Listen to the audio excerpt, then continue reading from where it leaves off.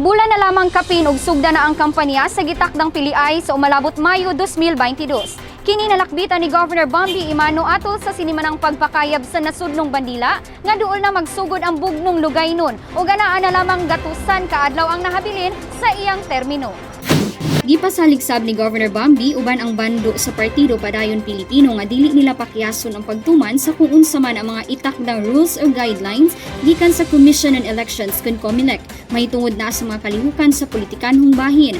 Dugang niini nga lakip nilang pangandaman ang posibilidad nga mapaagi sa virtual ang political campaigning for local positions sa umalabot Marso 25 paingon Mayo 7 ning tuig nga mao'y schedule sa kampanya. So on behalf of my party sa Padayon Pilipino, sa next month, week pa ang campaign that we will follow all the rules sa COMELEC. And we will assure COMELEC, PNP, AFP that for the last 24 years, Padayon Pilipino has been peacefully joining and exercising ang the political exercises. And they can count on us that we will still continue to be the party who will not be an obstacle to the men and women in uniform and to COMELEC. Subling gidasig ni Governor Bambi ang tanang katawhan nga piliun nila ang mga personahe nga angayan mabutang sa matag posisyon nga walay lain tumong apan ang paghatag kalambuan alang sa tanan.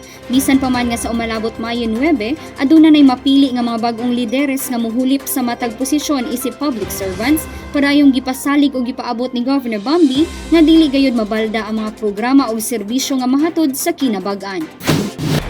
Alang ni Governor Bambi ang makapangalagad sa katawhan usa ka dakong pribilehiyo hilabi na nga ang pagserbisyo mao'y napatik sa iyang kasing-kasing nga mao'y iya nadak-an ug nasunod sa iyang mipanaw nga amahan nga si kanhing gobernador sa Miss-Or ug mayor sa Dakbayan sa Cagayan de Oro, Dongkoy Imano. Kauban si Charm Andy Pakamalan sa kamera, ako si Lambert Rajian Amor Maygay. Alang sa limpyo ug matarong nga panggobyerno, Padayon Pilipino.